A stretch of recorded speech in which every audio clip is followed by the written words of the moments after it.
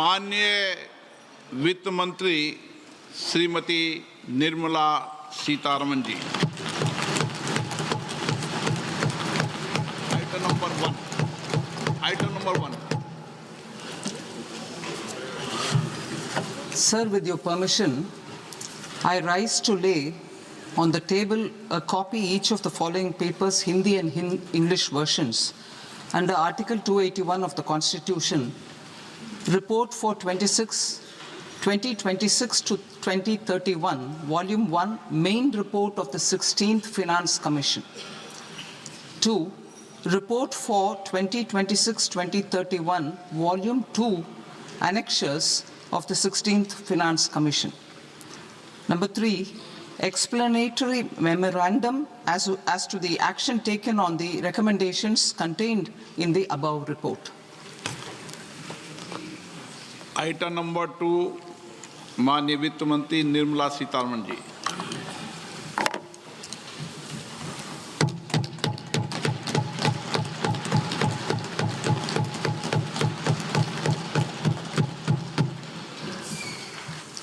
Honorable Speaker, sir, on the sacred occasion of Magh Purnima and the birth anniversary of Guru Ravidas, I present the budget for the year 2026-2027. Since we assumed office 12 years ago, India's economic trajectory has been marked by stability, fiscal discipline, sustained growth, and moderate inflation. This is the result of conscious choices we have made, even in times heightened uncertainty and disruption. Our government, led by Honorable Prime Minister Modi, has decisively and consistently chosen action over ambivalence, reform over rhetoric, and people over populism. We have pursued far-reaching structural reforms, fiscal prudence and monetary stability, whilst maintaining a strong thrust on public investment. Keeping Atmanirbharta as a lodestar, we have built domestic manufacturing capacity, energy security, and reduced critical import dependencies. Simultaneously, we have ensured that citizens benefit from every action of the government, undertaking reforms to support employment generation, agricultural productivity, household purchasing power, and universal services to people.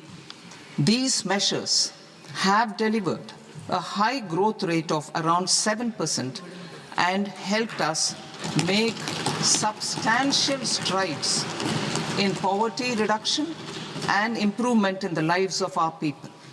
Today, we face an external environment in which trade and multilateralism are imperiled and access to resources and supply chains are disrupted. New technologies are transforming production systems while sharply increasing demands on water, energy, and critical minerals.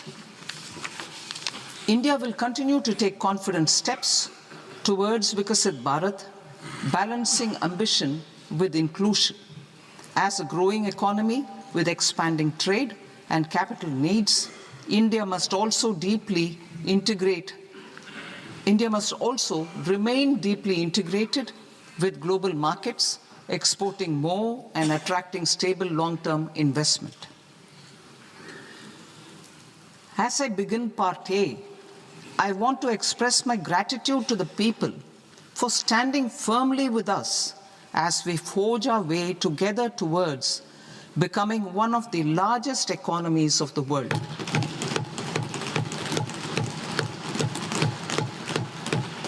Our aim is to transform aspiration into achievement and potential into performance as we ensure that the dividends of growth reach every farmer, the scheduled caste, the scheduled tribes, the nomads, the youth, the poor, and the women.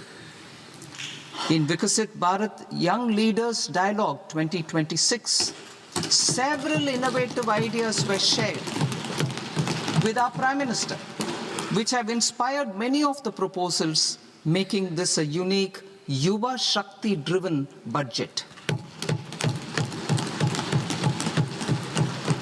Our government's sankalp is to focus on our poor, underprivileged, and the disadvantaged.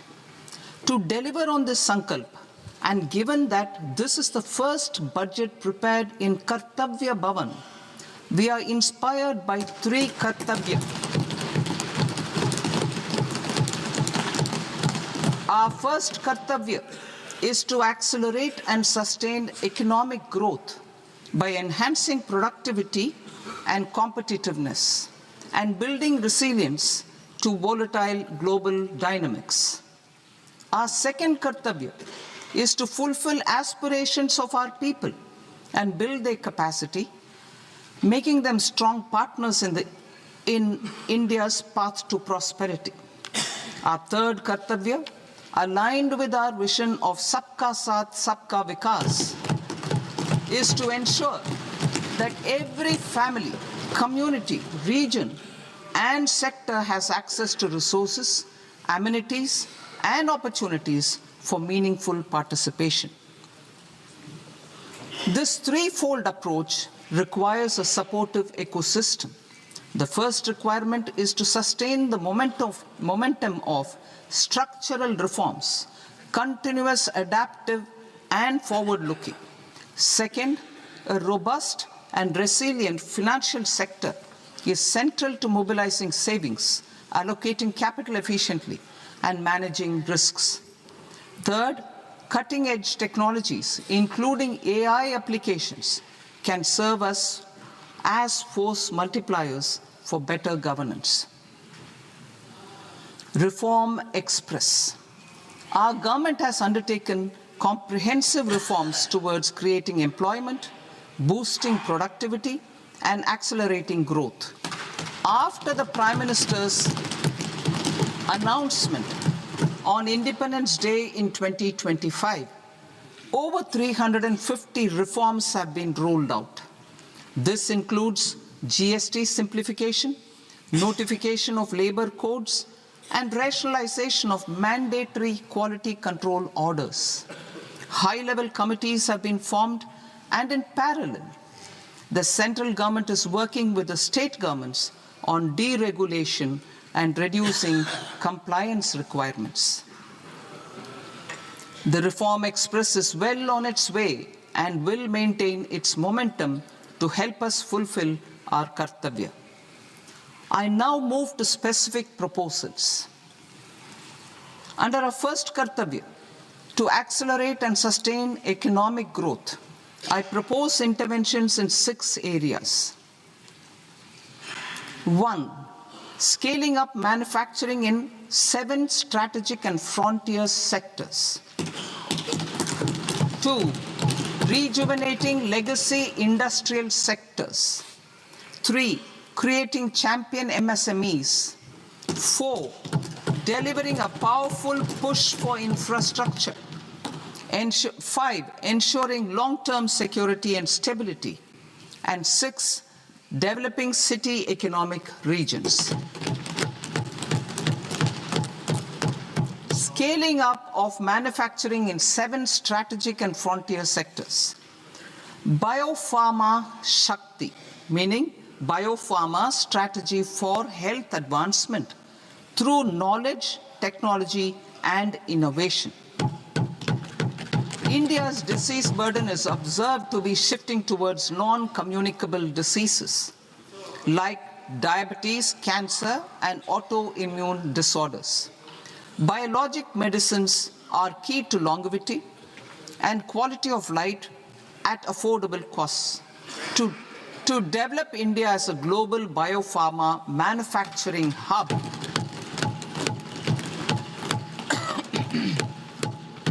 I propose the Biopharma Shakti with an outlay of 10,000 crores over the next 5 years. This will build the ecosystem for domestic production of biologics and biosimilars. The strategy will include a biopharma-focused network with 3 new national institutes of pharmaceutical education and research, popularly known as NIPERS, and upgrading 7 existing ones. It will also create a network of 1,000 accredited India clinical trials sites. We propose to strengthen the Central Drug Standard Control Organization to meet global standards and approve timeframes through and approval timeframes through a dedicated scientific review cadre and specialists. India's Semiconductor Mission 1.0 expanded India's semiconductor sector capabilities. Building on this, we will launch ISM 2.0 to produce equipment and materials, design full-stack Indian IP, and fortify supply chains. We will also focus on industry-led research and training centers to develop technology and skilled workforce. The Electronics Components Manufacturing Scheme, launched in April 2025 with an outlay of 22,919 crores, already has investment commitments at double the targets. We propose to increase the outlay to 40,000 crores to capitalize on this momentum.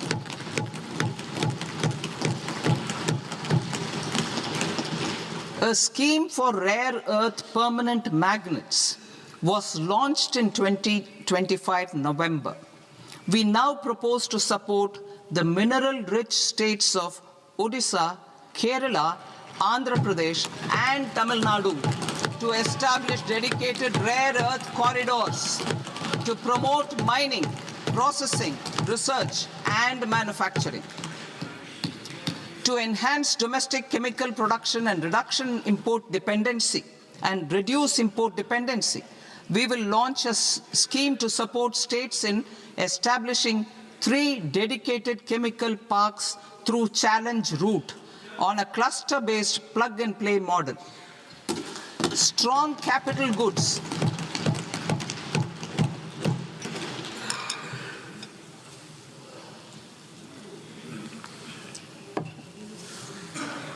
Strong capital goods capability is a determinant of productivity and quality across different sectors. Towards building this capacity, I propose the following. High-tech tool rooms will be established by central public sector enterprises at 2 locations as digitally enabled automated service bureaus that locally design, test, and manufacture high-precision components at scale and at lower cost. 2, a scheme for enhancement of construction and infrastructure equipments will be introduced to strengthen domestic manufacturing of high value and technologically advanced CIE. This can range from lifts in a multi-storied apartment or firefighting equipment in multiplexes, large or small, and to tunnel boring equipments for building metros and high-altitude roads.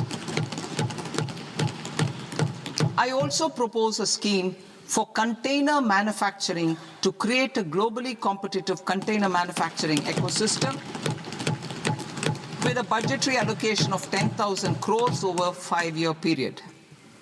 For the labor-intensive textile sector, I propose an integrated program with 5 subparts.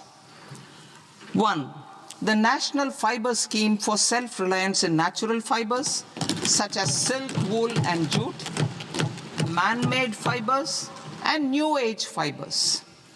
Textile expansion and employment scheme to modernize traditional clusters with capital support for machinery, technology upgradation, and common testing and certification centers. 3, the National Handloom and Handicraft Program to integrate and strengthen existing schemes and ensure targeted support for weavers and artisans. Tex Eco Initiative to promote globally competitive and sustainable textiles and apparels.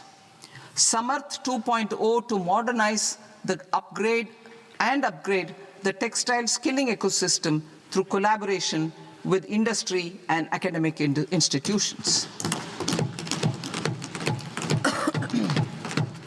Further, I propose to set up mega textile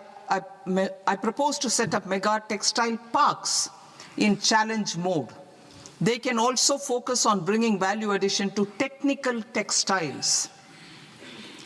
I propose to launch the Mahatma Gandhi Gram Swaraj initiative to strengthen khadi, handloom, and handicrafts.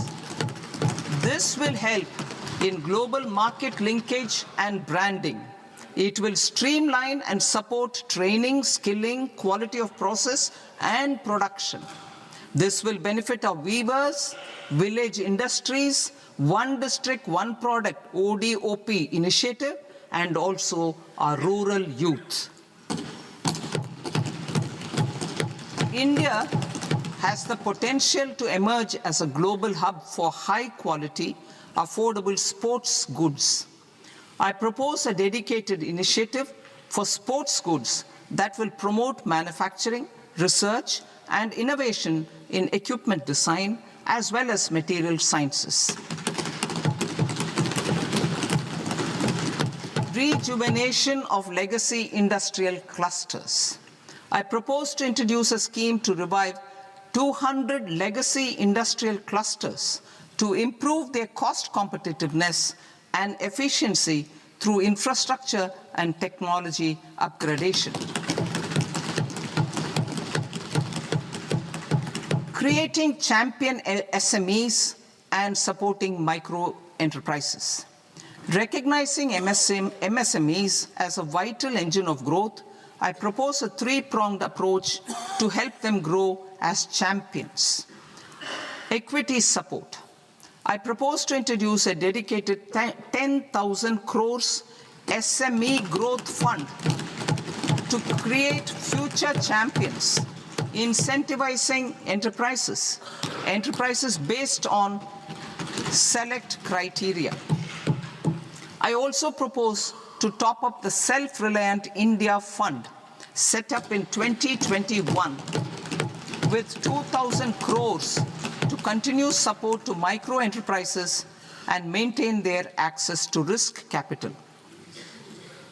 Liquidity support. With TREDS, more than 7 lakh crore has been made available to MSMEs. To leverage its full potential, I propose 4 measures. 1.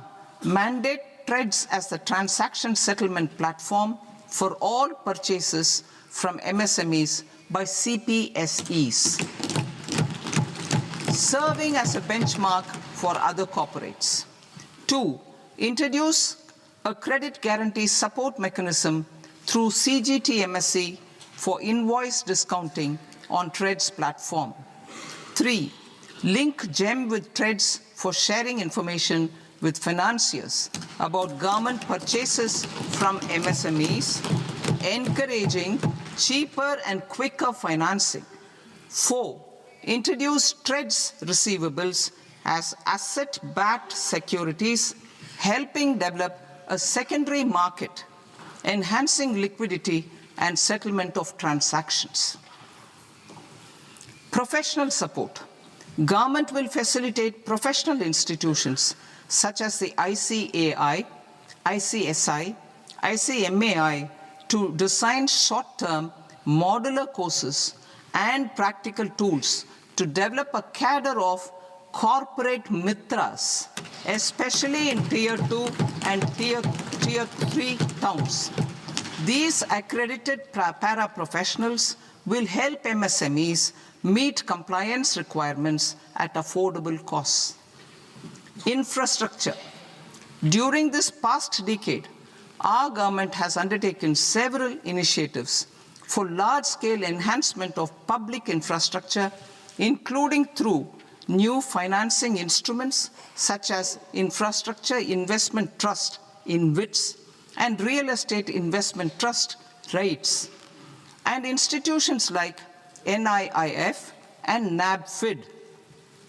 We shall continue to focus on developing infrastructure in cities with over 5 lakh population, that is Tier 2, Tier 3 cities, which have expanded to become growth centers. Public capital expenditure has increased manifold from 2 lakh crore in 2014-15 to an allocation of 11.2 lakh crore in BE 25-26. In this coming year, that is financial year 2026-27, I propose to increase it to 12.2 lakh crores to continue the momentum. To strengthen the confidence of private developers regarding risks during infrastructure development and construction phase, I propose to set up an infrastructure risk guarantee fund to provide prudentially calibrated partial credit guarantee to lenders. Over the years, RITES have emerged as a successful instrument for asset monetization. I propose to accelerate recycling of significant real estate assets of the CPSEs through the setting up of dedicated RITES. To promote environmentally sustainable movement of cargo, I propose to 1. Establish new dedicated freight corridors connecting Dankuni in the east to Surat in the west. Operationalize 20 new national waterways over the next 5 years, starting with National Waterways 5 in Orissa to connect mineral-rich areas of Talcher and Angul and industrial centers like Kalinga Nagar to the ports of Paradeep and Dhamra. Training institutes will be set up as regional centers of excellence for development of required manpower for these waterways. This will benefit youth in the entire stretch of the waterways to train and acquire skills. Further, a ship repair ecosystem catering to inland waterways will also be set up at Varanasi and Patna.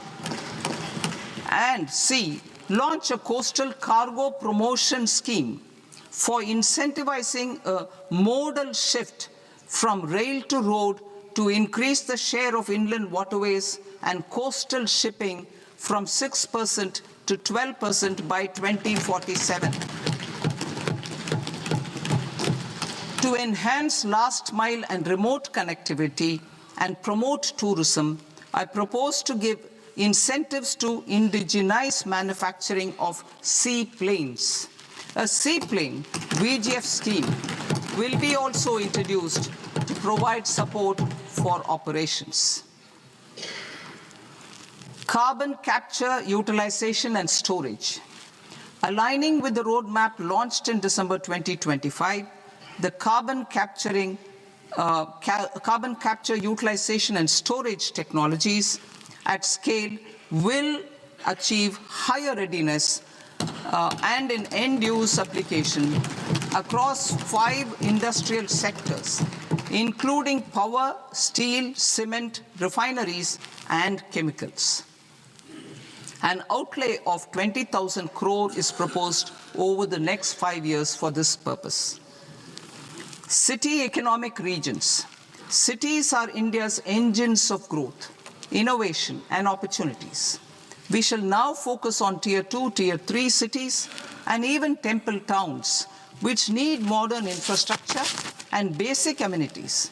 This budget aims to further amplify the potential of cities to deliver the economic power of agglomerations by mapping city economic regions based on their specific growth drivers.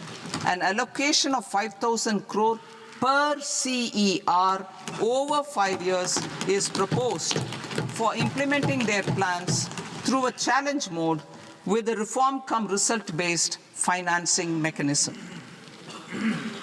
In order to promote environmentally sustainable passenger systems, we will develop 7 high-speed rail corridors between cities as growth connectors, namely Mumbai to Pune, Pune to Hyderabad, Hyderabad to Bengaluru, Hyderabad to Chennai, Chennai to Bengaluru, Delhi to Varanasi, Varanasi to Siliguri.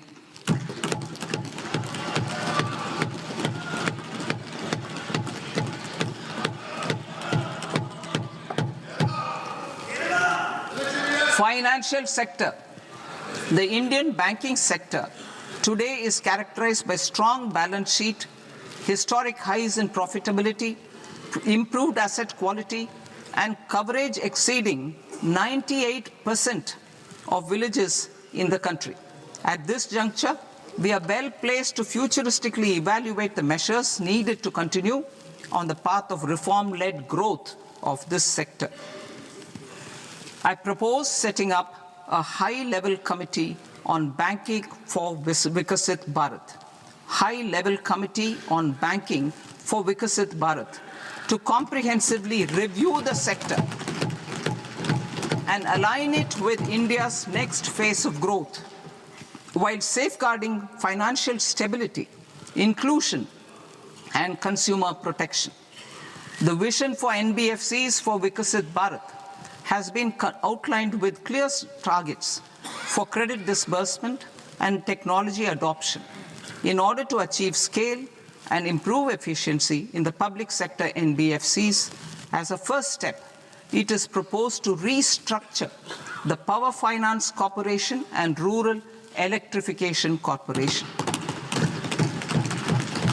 I propose a comprehensive review of the foreign exchange management non-debt instruments rules to create a more contemporary, user-friendly framework for foreign investments consistent with India's evolving economic priorities. Corporate bond market. I propose to introduce a market-making framework with suitable access to funds and derivatives on corporate bond indices. I also propose to introduce total return swaps on corporate bonds. Municipal bonds. To encourage the issuance of municipal bonds of higher value by larger cities, I propose an incentive of 100 crore rupees for a single bond issuance. 100 crore rupees for a single bond issuance of more than 1,000 crore. The current scheme under Amrit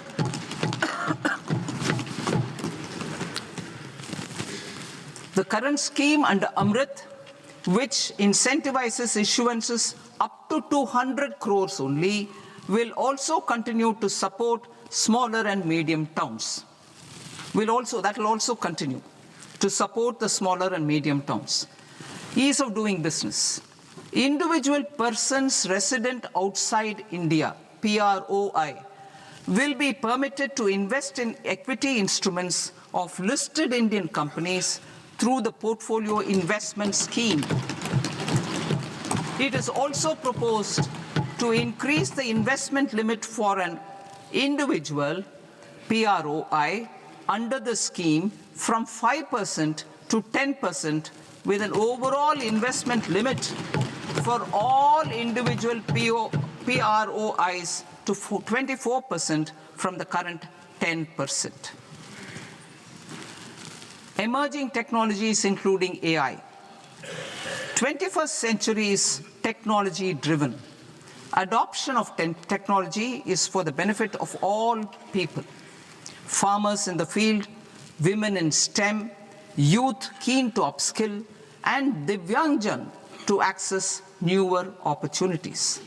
The government has taken several steps to support new technologies through AI Mission, National Quantum Mission, Anusandhan National Research Fund, and Research and Development and Innovation Fund. Our second kartavya is to fulfill aspirations and build capacities. Close to 25 crore individuals have come out of multi-dimensional poverty through a decade of our government's sustained and reform-oriented efforts.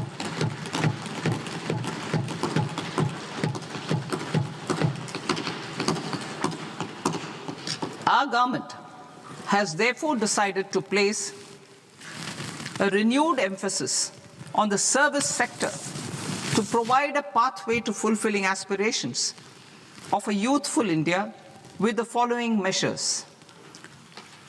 I propose to set up a high-powered Education to Employment and Enterprises Standing Committee to recommend measures that focus on services sector as a core driver of Viksit Bharat. This will make us a global leader in services with a 10% global share by 2047. The committee will prioritize areas to optimize the potential for growth, employment, and exports. They will also assess the impact of emerging technologies, including AI, on jobs and skill requirements and propose measures thereof. To create a range of skilled career pathways, a new range of skilled career pathways for our youth, I propose interventions in the following sectors. Health. Existing institutions for allied health professionals will be upgraded and new AHP institutions established in private and government sectors. This will cover 10 selected disciplines, including optometry, radiology, anesthesia, OT technology, applied psychology, and behavioral health, and add 1 lakh AHPs over the next 5 years. A strong care system covering geriatric and allied care services will be built. A variety of NSQF-aligned programs will be developed to train multi-skilled caregivers, combining core care and allied skills such as wellness, yoga, and operation of medical assistive devices. In the coming year, 1.5 lakh caregivers will be trained.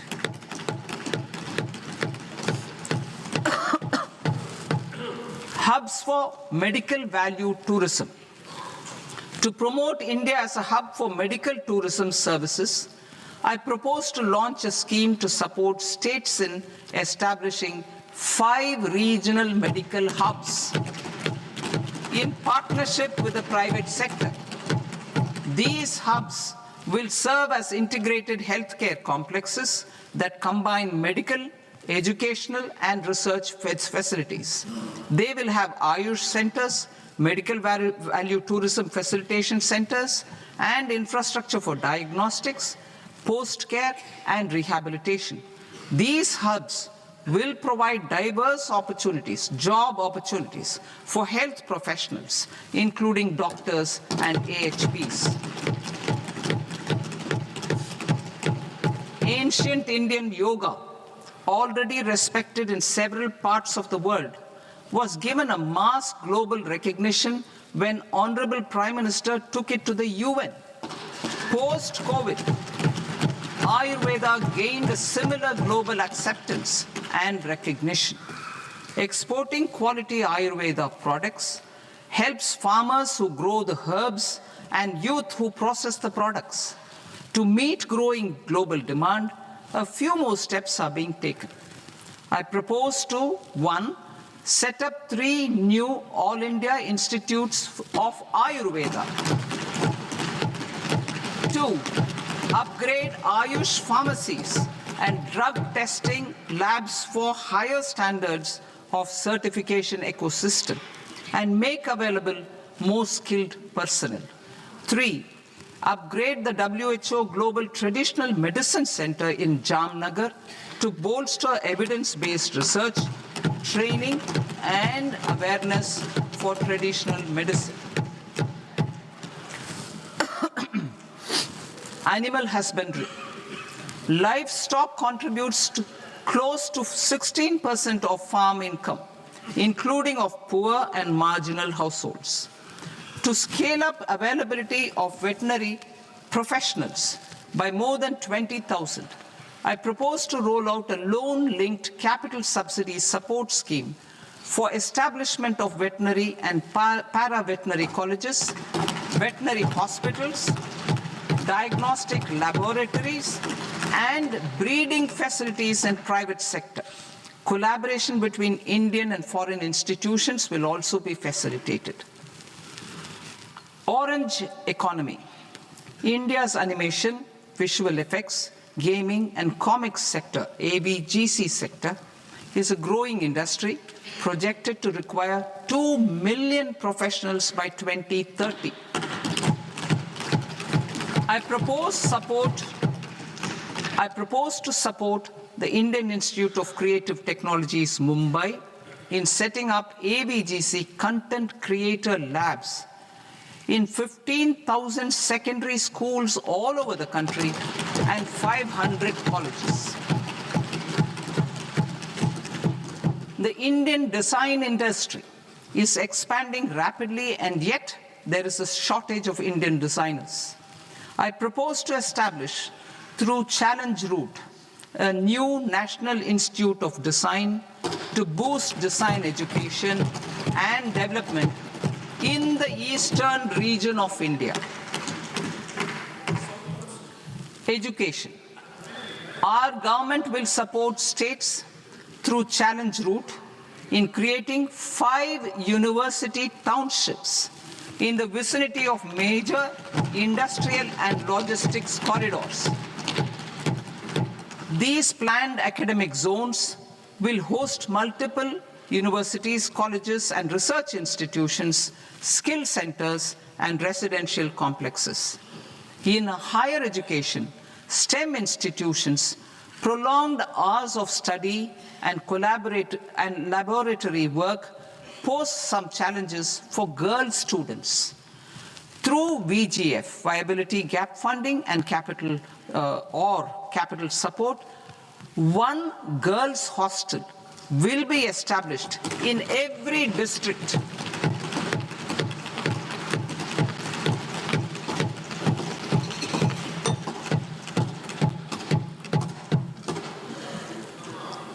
To promote astrophysics and astronomy via immersive experiences.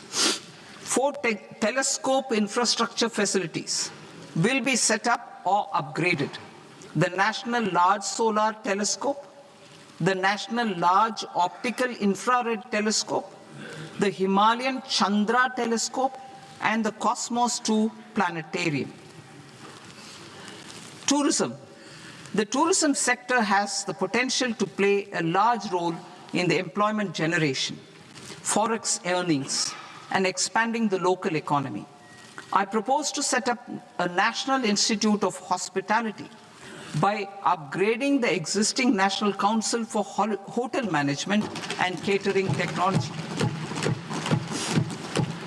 It will function as a bridge between academia, industry, and government. I also propose a pilot scheme for upskilling 10,000 guides in 20 iconic tourist sites through a standardized, high-quality, 12-week training course in hybrid mode in collaboration with the Indian Institute of Management. A national destination digital knowledge grid will be established to digitally document all places of significance, cultural, spiritual, and heritage. This initiative will create a new ecosystem of jobs for local researchers, historians, content creators, and technology partners.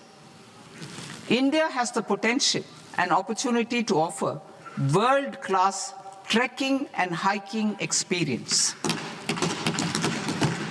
We will develop ecologically sustainable mountain trails in Himachal Pradesh, Uttarakhand, and Jammu Kashmir. Also in Araku Valley in the Eastern Ghats and Podigai Malai in the Western Ghats. Turtle trails along key nesting sites in the coastal areas of Odisha, Karnataka, and Kerala. And 3 bird watching trails along the Pulikat Lake in Andhra Pradesh, Tamil Nadu. It's on the border. Under the visionary leadership of Honorable Prime Minister, we established the International Big Cat Alliance in 2024. This year, India is hosting the first ever Global Big Cat Summit, where heads of governments and ministers from 95 range countries will deliberate on collective strategies for conservation. Heritage and culture tourism. I propose to develop 15 archaeological sites, including Lothal, Dholavira, Rakhi Gadi, Adichanallur, Saranath, Hastinapur, and Leh Palace into vibrant experiential cultural destinations. Excavated landscapes will be open to the public through curated walkways. Immersive storytelling skills and technologies will be introduced to help conservation labs, interpretation centers, and guides. The sports sector provides multiple means of employment, skilling, and job opportunities. Taking forward the systematic nurturing of sports talent, which is set in motion through the Khelo India program earlier, I propose to launch a Khelo India mission to transform the sports sector over the next decade. The mission will facilitate an integrated talent development pathway supported by training centers, which are foundational, intermediate, and elite levels. B, systematic development of coaches and support staff. C, integration of sports science and technology. D, competitions and leagues to promote sports culture and provide platforms. And E, development of sports infrastructure for training and competition. Our third Kartavya aligns with our vision of Sabka Saath, Sabka Vikas towards Vikasit Bharat. This requires targeted efforts for 1, increasing farmer incomes through productivity enhancement and entrepreneurship, with special attention to small and marginal farmers. B, empowering Divyangjan through access to livelihood opportunities, training, and high-quality assistive devices. C, empowering the vulnerable to access mental health and trauma care. D, focus on the Purvodaya states and the Northeast region to accelerate development and employment opportunities. Fisheries. We will undertake initiatives for integrated development of 500 reservoirs and Amrit Sarovars. 2, strengthen the fisheries value chain in coastal areas and enable market linkages involving startups and women-led groups together with fish farmer producer organizations. Animal husbandry. To provide quality employment opportunities in rural and peri-urban areas, we will support the animal husbandry sector in entrepreneurship development through A, credit-linked subsidy program, B, scaling up and modernization of livestock enterprises, C, enhanced creation of livestock, dairy, and poultry, enhanced creation of livestock, dairy, and poultry-focused integrated value chains, and D, encourage creation of livestock farmer-producer organizations. High-value agriculture. To diversify farm outputs, increase productivity, enhance farmers' incomes, and create new employment opportunities, we will support high-value crops such as coconut, sandalwood, cocoa, cashew in the coastal areas, agar trees in Northeast, and nuts such as almonds, walnuts, and pine nuts in our hilly regions. All of them will be supported. India is the world's largest producer of coconuts. About 30 million people, including nearly 10 million farmers, depend on coconuts for their livelihood. To further enhance competitiveness in coconut production, I propose a coconut promotion scheme to increase production and enhance productivity through various interventions, including replacing and non-productive trees with new saplings or plants or varieties in major coconut growing states. A dedicated program is proposed for Indian cashew and cocoa to make India self-reliant in raw cashew and coconut production and processing, enhance export competitiveness, and transform Indian cashew and Indian cocoa into premium global brands by 2030. Sandalwood. Sandalwood is closely linked to India's social and cultural heritage. Our government will partner with state governments to promote focused cultivation and post-harvest processing to restore the glory of the Indian sandalwood ecosystem, to rejuvenate old, low-yielding orchards, and expand high-density cultivation of walnuts, almonds, and pine nuts. We will support a dedicated program to enhance farmer incomes and in bringing value addition by engaging youth. Bharat Vistar, that is virtually integrated system to access agricultural resources. I propose to launch Bharat Vistar, a multilingual AI tool that shall integrate the AgriStack portals and the ICAR package on agricultural practices with AI systems. This will enhance farm productivity, enable better decisions for farmers, and reduce risk by providing customized advisory support. She-Marts for rural women-led enterprises. Building on the success of Lakpati Didi program, I propose to help women take the next step from credit-linked livelihoods to being owners of enterprises.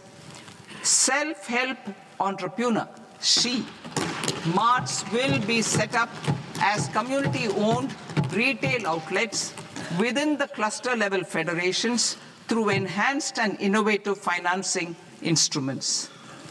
Empowering Divyangjan. Divyangjan Kaushal Yojana. Information technology, AVGC sectors, hospitality and food and beverages sectors often offer task-oriented and process-driven roles which are suitable for Divyangjan. We will ensure dignified livelihood opportunities through industry-relevant and customized training specific to each Divyangjan group. Divyang Sahara Yojana. Timely access to high-quality assistive devices for all eligible Divyangjan is a fundamental need. I propose to, 1, support the Artificial Limbs Manufacturing Corporation of India, ALIMCO, to set up and to scale up production of assistive devices, invest in R&D and AI integration, strengthen PM Divyasha Kendras, and support setting up of assistive technology marts as modern retail style centers where Divyangjan and senior citizens can see, try, and purchase assistive products. Reaffirming our commitment to mental health and trauma care. There are no national institutes for mental health care in North India. We will therefore set up a NIMHANS 2 and also upgrade national mental health institutes in Ranchi and in Tezpur as regional apex institutions. Emergencies expose families, particularly the poor and vulnerable, to unexpected expenditure. We will strengthen and increase these capacities by 50% in district hospitals by establishing emergency and trauma care centers. Focus on Purvodaya states and northeastern regions. Purvodaya. I propose the development of an integrated East Coast industrial corridor with a well-connected node at Durgapur, creation of 5 tourism destinations in 5 Purvodaya states, and the provision of 4,000 e-buses. Buddhist sites in northeastern region. The northeastern region is a civilizational confluence of Theravada and Mahayana or Vajrayana traditions. I propose to launch a scheme for development of Buddhist circuits in Arunachal Pradesh, Sikkim, Assam, Manipur, Mizoram, and Tripura. The scheme will cover preservation of temples and monasteries, pilgrimage interpretation centers, connectivity, and pilgrim amenities. 16th Finance Commission. On 17th November 2025, the 16th Finance Commission submitted its report to the President. As mandated under Article 281 of the Constitution, the government is to lay the report along with the explanatory memorandum on the action taken report on the recommendations of the Commission in Parliament, which, Sir, Honourable Speaker, you've allowed me to do at the commencement of this session. The government has accepted the recommendation of the Commission to retain the vertical share of devolution at 41%. As recommended by the Commission, I have provided 1.4 lakh crores of rupees to the states for the year 2026-2027 as Finance Commission grants. These include rural and urban local body and disaster management grants. Fiscal consolidation.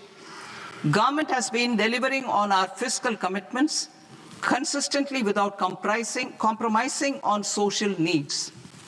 To strive towards accepted standards of fiscal management in Budget 25-26, I had indicated that the central government would target reaching a debt-to-GDP ratio of 50 plus or minus 1% by 2030-31. In line with this, the debt-to-GDP ratio is estimated to be 55.6% of GDP in BE 26-27. compared to 56.1% of GDP in RE 25-26. A declining debt-to-GDP ratio will gradually free up resources for priority sector lending and expenditure by reducing the outgo on interest payments. One of the main operational instruments for debt targeting is the fiscal deficit. I am happy to inform this august House that I fulfilled my commitment made in 2021-2022 to reduce fiscal deficit below 4.5% of GDP by 25-26. In RE 25-26, the fiscal deficit has been estimated at par with BE of 2025-26 at 4.4% of GDP. In line with the new fiscal prudence path of debt consolidation, the fiscal deficit in BE 26-27 is estimated to be 4.3% of the GDP.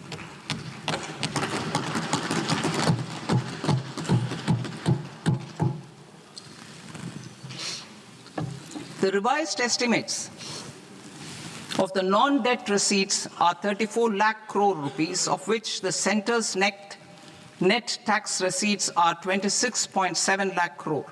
The revised estimate of the total expenditure is 49.6 lakh crore rupees, of which the capital expenditure is about 11 lakh crores. Budget estimates 2026 to 2027.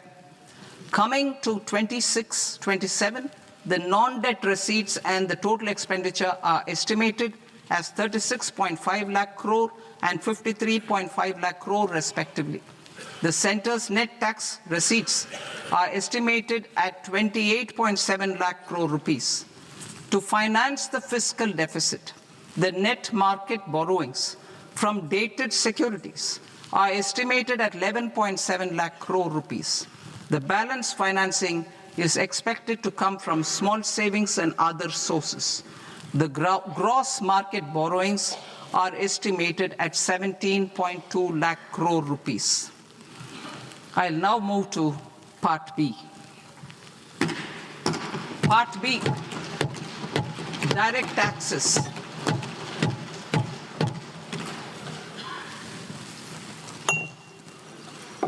Honorable Speaker, sir, I now present my proposals on direct taxes.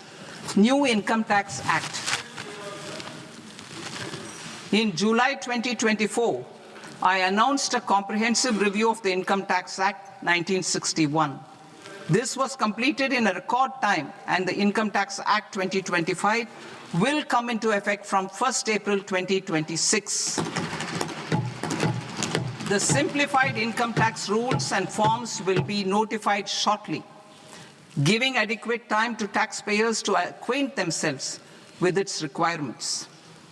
The forms have been redesigned such that ordinary citizens can comply without difficulty. Ease of living. I propose that any interest awarded by the Motor Accident Claims Tribunal to a natural person will be exempt from income tax, and any TDS on this account will be done away with. I propose to reduce TCS rate on the sale of overseas tour program package from the current 5% and 20% to 2% without any stipulation of amount. I propose to reduce TCS rate for pursuing education and for medical purposes under the Liberalized Remittance Scheme, popularly known as LRS, from 5% to 2%. Supply of manpower services is proposed to be specifically brought within the ambit of payment to contractors for the purpose of TDS to avoid ambiguity. Thus, TDS on these services will be at the rate of either 1% or 2% only. I propose a scheme for small taxpayers, wherein a rule-based automated process will enable obtaining a lower or nil deduction certificate instead of filing an application with the assessing officer.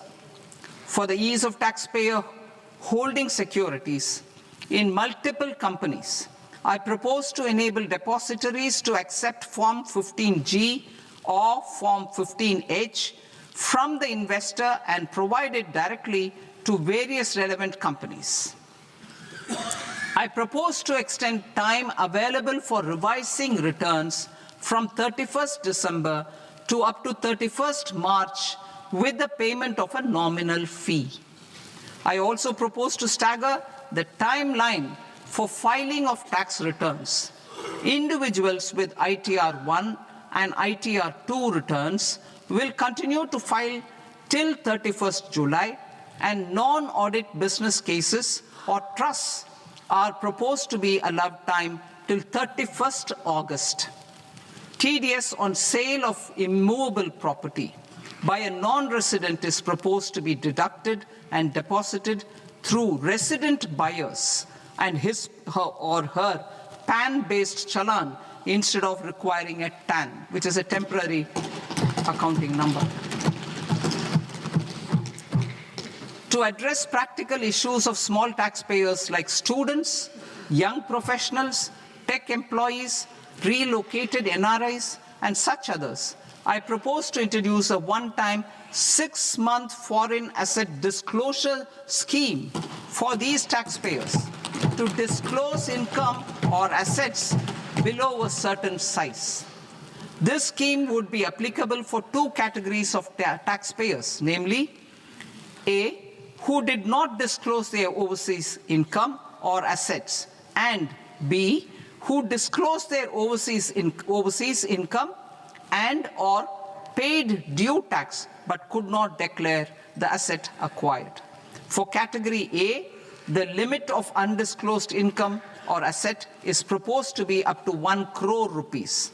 they need to pay 30% of fair market value of asset or 30% of undisclosed income as tax and 30% as additional income tax in lieu of penalty and would thereby get immunity from prosecution.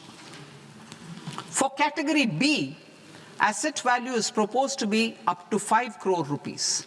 Here, immunity from both penalty and prosecution will be available with a payment of fee of 1 lakh rupees. Rationalizing penalty and prosecution. Multiplicity of proceedings are hindrance to the ease of doing business.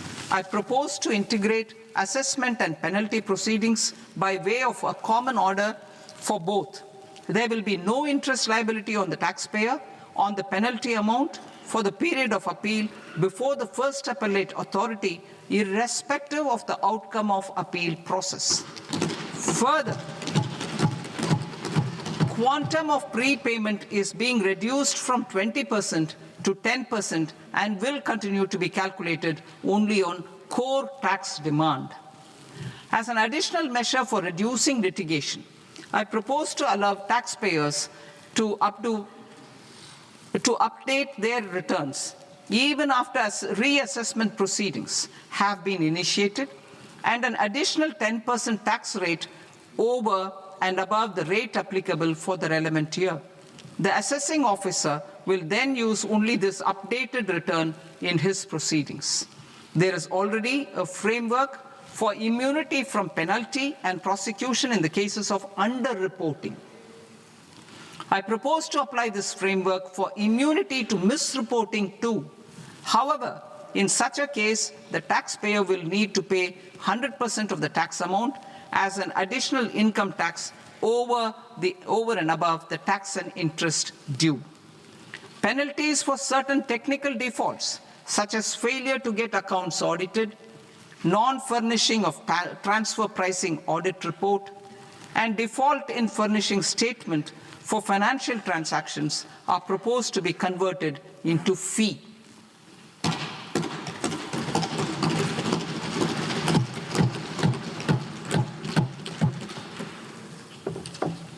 I propose to rationalize prosecution framework under Income Tax Act while maintaining a careful balance for deterrence in some serious offense. Non-production of books of account and documents and requirement of TDS payment where payment is made in kind are being decriminalized. Further, minor offenses will attract fine only. The remaining prosecutions will be graded commensurate with the quantum of offense. They will entail only simple imprisonment with maximum imprisonment reduced to 2 years and power to courts to convert even those into fines. There is no penalty. There's no penalty presently for non-disclosure of non-immovable foreign assets with aggregate value less than 20 lakh rupees. I propose to also provide them with immunity from prosecution with retrospective effect from 1/10/2024.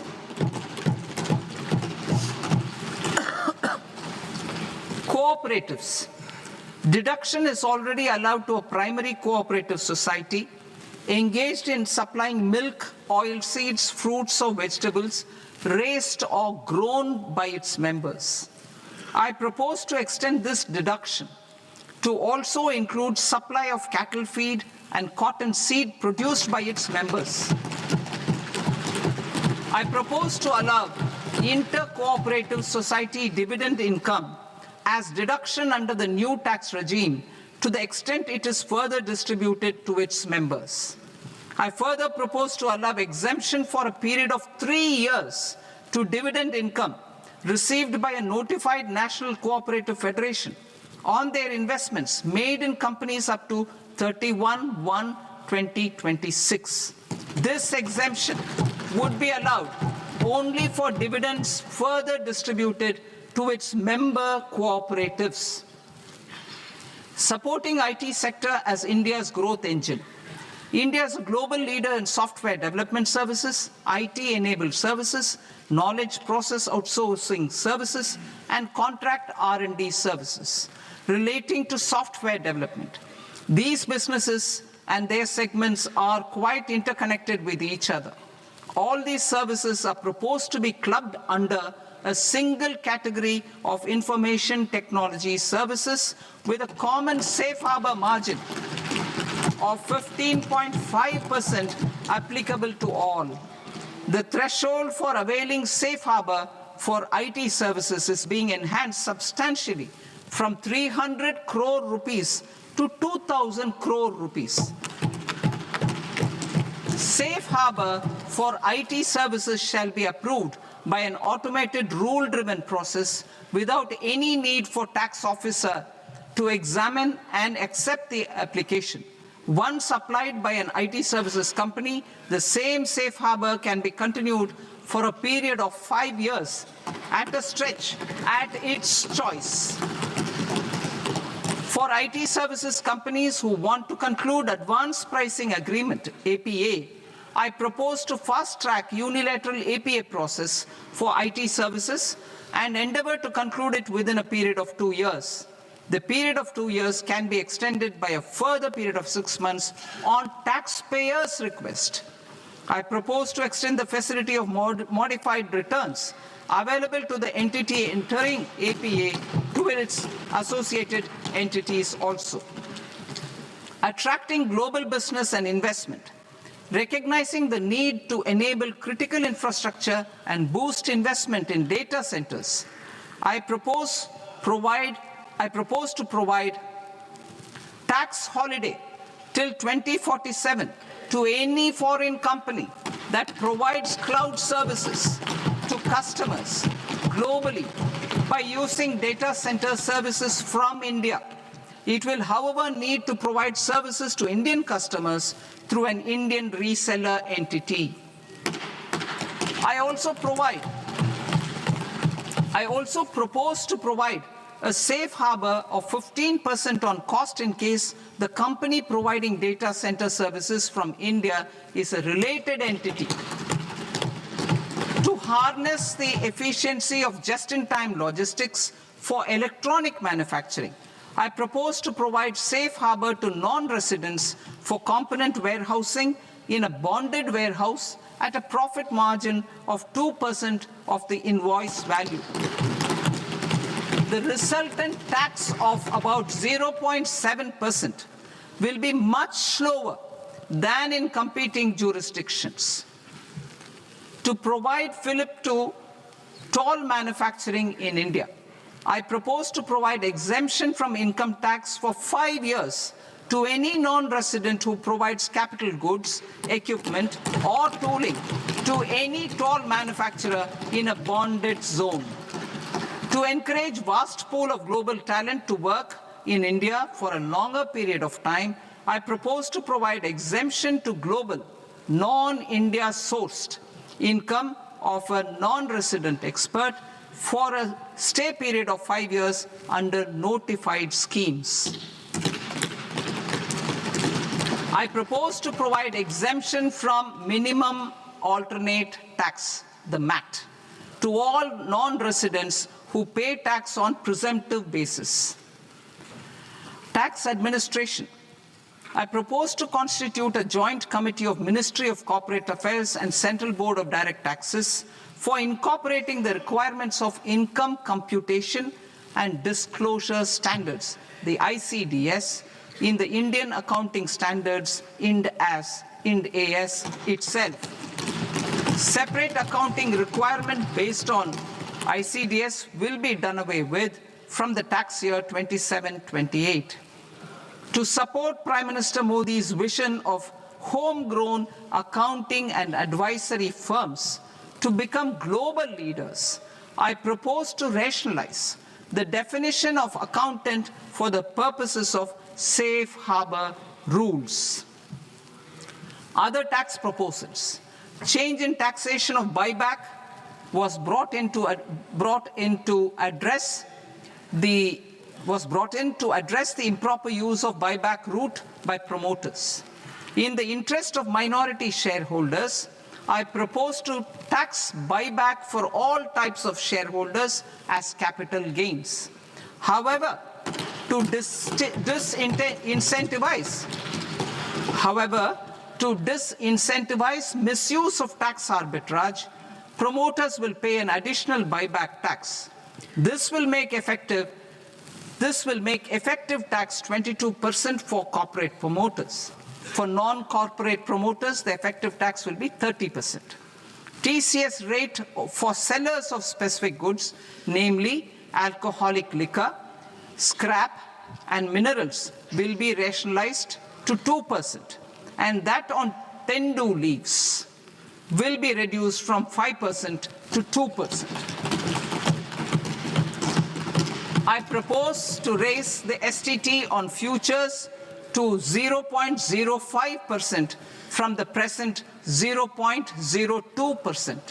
STT on options premium and exercise of options are both proposed to be raised to 0.15% from the present rate of 0.1% and 0.125% respectively.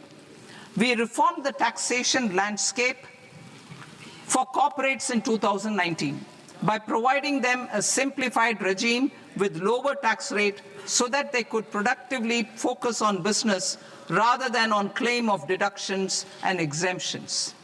To encourage companies to shift to the new regime, set-off of brought forward MAT credit, minimum alternate tax credit, is proposed to be allowed to companies only in the new regime. Set-off using available MAT credit is proposed to be allowed to an extent of 1/4 of the tax liability in the new regime. MAT is proposed to be made final tax, so there will be no further credit accumulation from 1st April 2026. In line with this change, the rate of final tax is being reduced to 14% from the current MAT rate of 15%. The brought forward MAT credit of taxpayers accumulated till 30th March 2026 will continue to be available to them for set-off as above. Indirect taxes. I shall now take up proposals related to indirect taxes. My proposals for customs and central excise aim to further simplify the tariff structure, support domestic manufacturing, promote export competitiveness, and correct inversion in duty. To continue weeding out long-continuing customs duty exemptions, I propose to remove certain exemptions on items which are being manufactured in India or where the imports are negligible. Similarly, to further simplify the process of ascertaining the rate of duty applicable on a particular item, I propose to incorporate certain effective rates in various customs notifications to the tariff schedule itself. I shall now take up sector-specific proposals. Promotion of exports of marine, leather, and textile products. I propose to increase the limit for duty-free imports of specified inputs used for processing seafoods for export from the current 1% to 3% of FOB value of the previous year's export turnover. I also propose to allow duty-free imports of specified inputs, which is currently available for exports of leather or synthetic footwear, to exports of shoe uppers as well. I propose to extend the time period for export of final product from the existing 6 months to 1 year for exporters of leather or textile garments, leather or synthetic footwear, and other leather products. Energy transition and security.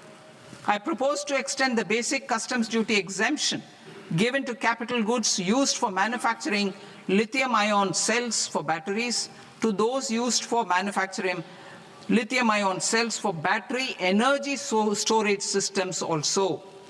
I propose to exempt basic customs duty on import of sodium antimonate for use in manufacture of solar glass. Nuclear power. I propose to extend the existing basic customs duty exemption on imports of goods required for nuclear power projects till the year 2035 and expand it for all nuclear plants irrespective of their capacity. Critical minerals. It is proposed to provide basic customs duty exemption to the import of capital goods required for the processing of critical minerals in India. Biogas blended CNG. I propose to exclude the entire value of biogas while calculating the central excise duty payable on biogas blended CNG. Civil and defense aviation. I propose to exempt basic customs duty on components and parts required for the manufacture of civilian training and other aircrafts. It is proposed to exempt basic customs duty on raw materials imported for the manufacture of parts of aircraft to be used in maintenance, repair, or overall requirements by units in the defense sector. Electronics. To deepen value addition in the consumer electronics sector, I propose to exempt basic customs duty on specified parts used in the manufacture of microwave ovens. Special economic zone. To address the concerns arising about utilization of capacity by manufacturing units in the special economic zones due to global trade disruptions, I propose as a special one-time measure to facilitate sales by eligible manufacturing units in SEZs to the domestic tariff area at concessional rates of duty. The quantity of such sales will be limited to a prescribed proportion of their exports. Necessary regulatory changes will be undertaken to operationalize the measures while ensuring level playing field for the units working in the DTA. Ease of living. To rationalize the customs duty structure for goods imported for personal use, I propose to reduce the tariff rate on all dutiable goods imported for personal use from 20% to 10%. To provide relief to patients, particularly those suffering from cancer, I propose to exempt basic customs duty on 17 drugs or medicines. I propose also to add 7 more rare diseases for the purposes of exempting import duties on personal imports of drugs, medicines, and food for special medical purposes used in their treatment. Customs process. India's role and share in the global trade is poised for a major leap in line with our ambition and journey towards Viksit Bharat.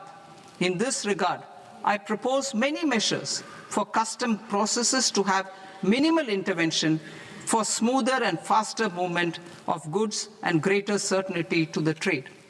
Trust-based systems. I propose to enhance duty deferral period for Tier 2 and Tier 3 authorized economic operators, known as AEOs, from 15 days to 30 days.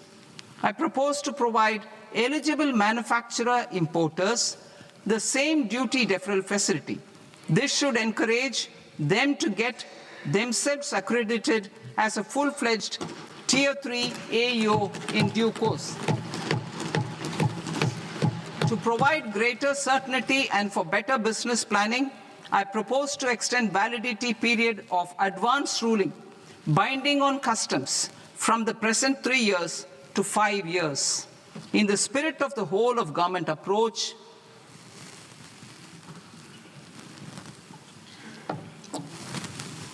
government agencies will be encouraged to leverage AEO accreditation for preferential treatment in clearing their cargo. Regular importers with trusted, long-standing supply chains will be recognized in the risk system so that the need for verification of their cargo every time can be minimized. Export cargo using electronic sealing. Export cargo using electronic sealing will be provided through clearance from the factory premises to the ship. For import of goods not needing any compliance, filing of bill of entry by a trusted importer and arrival of goods will automatically notify customs for completing their clearance formalities. This will enable goods to be released immediately on arrival. The customs warehouse framework will be transformed into a warehouse operator-centric system with a self-declarations, electronic tracking, and risk-based audit. These reforms will move away from the current system of officer-dependent approvals and reduce transaction delays and compliance costs. Ease of doing business. Approvals required for cargo clearance from various government agencies will be seamlessly processed through a single and interconnected digital window by the end of the financial year.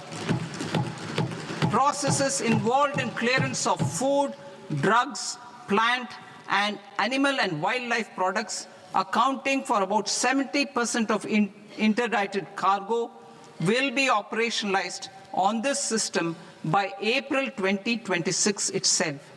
For goods not having any compliance requirement, clearance will be done by customs immediately after online registration is completed by the importer, subject to the payment of duty. Customs integrated system will be rolled out in 2 years as a single integrated and scalable platform for all customs processes. Utilization of non-intrusive scanning with advanced imaging and AI technology for risk assessment will be expanded in a phased manner with the objective to scan every container across all the major ports.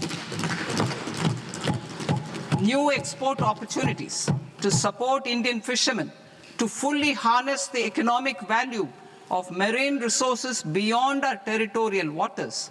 The following measures will be taken. A. Fish catch by an Indian fishing vessel in exclusive economic zone or on the high seas will be made free of duty. Landing of such fish on foreign port will be treated as export of goods. Safeguards will be put in place to prevent misuse during fish catch, transit, or transshipment. To support aspirations of India's small businesses, artisans, and startups to access global markets through e-commerce, I am pleased to announce complete removal of the current value cap of 10 lakh rupees per consignment on courier exports. In addition, handling of rejected and returned consignments will be improved with effective use of technology for identifying such consignments. I propose to revise provisions governing baggage clearance during international travel to address genuine concerns of passengers. The revised rules will enhance duty-free allowances in line with the present-day travel realities and provide clarity in temporary carriage of goods brought in or taken out. There are honest taxpayers who are willing to settle disputes by paying all their dues, but they get deterred due to negative connotation associated with penalty. They will now be able to close cases by paying an additional amount in lieu of penalty. Honorable Speaker, sir, with this, I commend the budget to this august House. Jai Hind.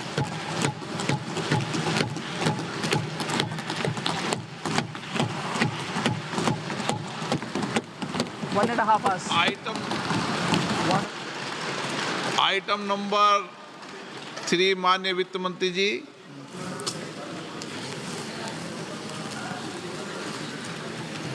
Item number 2, sir. 3। 3. Sir, with your permission, I rise to lay on the table of the following statements under Section 3, 1 of the Fiscal Responsibility and Budget Management Act of 2003, medium-term fiscal policy cum fiscal policy strategy statement, and macroeconomic framework statement. Item number 4 माननीय वित्त मंत्री जी। Sir, with your permission, I move for leave to introduce the Finance Bill 2026. प्रश्न ये कि विधेयक को पुनर्स्थापित करने की अनुमति प्रदान की जाए। जो सदस्य इस पक्ष में हाँ गए, जो सदस्य विरोध में ना गए, मेरे विचार में निर्णय हाँ वालों के पक्ष में, हाँ वालों के पक्ष में अनुमति प्रदान की जाती है। माननीय मंत्री जी, अब विधेयक पुनर्स्थापित करें। Sir, I introduce the bill. माननीय सदस्यगण, आपको सूचित किया जाता है कि माननीय वित्त मंत्री जी के बजट भाषण की कॉपी पब्लिकेशन काउंटर पर ली जाती है। बजट भाषण और बजट से संबंधित दस्तावेज आपके मोबाइल फोन और मेंबर पोर्टल्स पर ही उपलब्ध है। सभा की कार्रवाई कल सोमवार दिनांक 2 फरवरी 2026 को प्राप्त 11 बजे तक के लिए स्थगित की जाती है।